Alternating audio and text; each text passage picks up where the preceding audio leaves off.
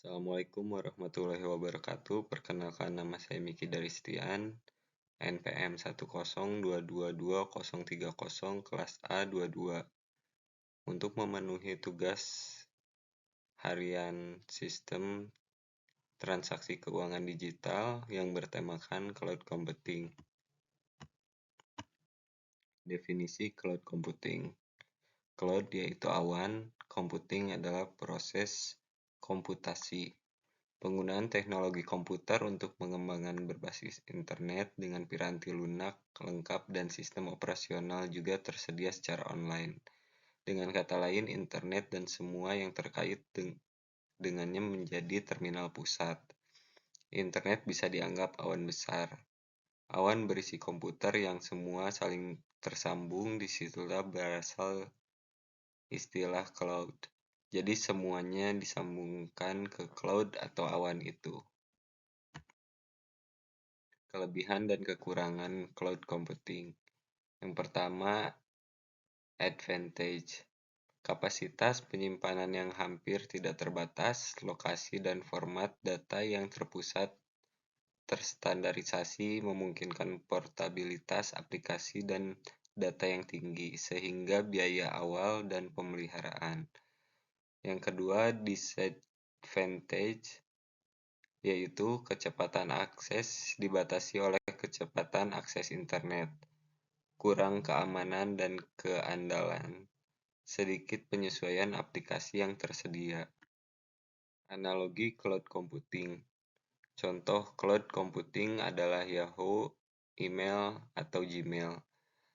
Anda tidak perlu software atau server untuk menggunakannya. Semua konsumen hanya perlu koneksi internet dan mereka dapat mulai mengirimkan email. Yang kedua, software manajemen email dan server semuanya ada di cloud dan secara total dikelola oleh provider seperti Yahoo, Google, dan lainnya. Konsumen hanya perlu menggunakan software itu sendiri dan menikmati manfaatnya.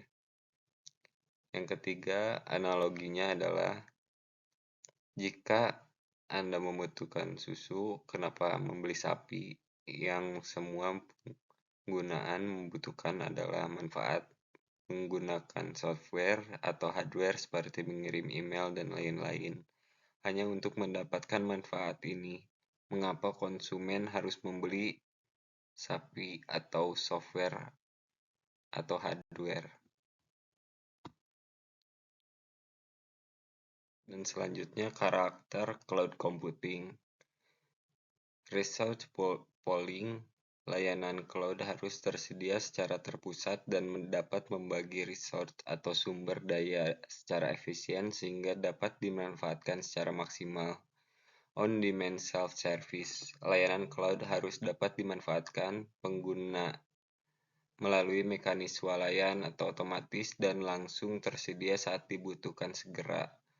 Broad network access, layanan cloud harus dapat diakses dari mana saja, kapan saja, dengan alat apapun sehingga terhubung dengan jaringan internet. Misal smartphone, PC, laptop, dan tablet. Selanjutnya, rapid elasticity.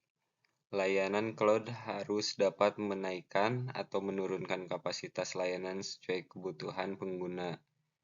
Dengan contoh, saat sebuah perusahaan ingin meningkatkan jumlah storage, bisa dengan cepat dilayani. Dan yang terakhir, measured service. Layanan cloud harus menyediakan layanan pengukur sumber daya yang dipakai secara detail, sebab diperlukan dalam proses pembayaran, misal ukuran bandwidth, storage, proses, jumlah pengguna. Komponen cloud computing. Yang pertama, cloud storage, proses penyimpanan data sebagai layanan. Yang pertama, database. Yang kedua, network attached storage. Dan selanjutnya, cloud infrastruktur, infrastruktur komputasi sebagai sebuah layanan. Contohnya grid computing, full virtualization, dan compute. Resiko cloud computing. Service level cloud provider mungkin tidak akan konsisten dengan performa dari aplikasi atau transaksi. Hal ini mengharuskan Anda untuk memahami service level yang Anda dapatkan mengenai transaksi response time dan protection dan kecepatan dasar recovery. Yang kedua, privasi. Karena orang lain atau perusahaan lain juga melakukan hosting, kemungkinan data Anda akan keluar dan dibaca oleh pemerintah. Dapat terjadi tanpa pengetahuan Anda. Yang ketiga, compliance. Anda juga harus memperhatikan regulasi dari bisnis yang Anda miliki. Dalam hal ini, secara teori, cloud service provider diharapkan dapat menyelamatkan level compliance untuk penyimpanan data di dalam cloud. Sekian, terima kasih. Assalamualaikum warahmatullahi wabarakatuh.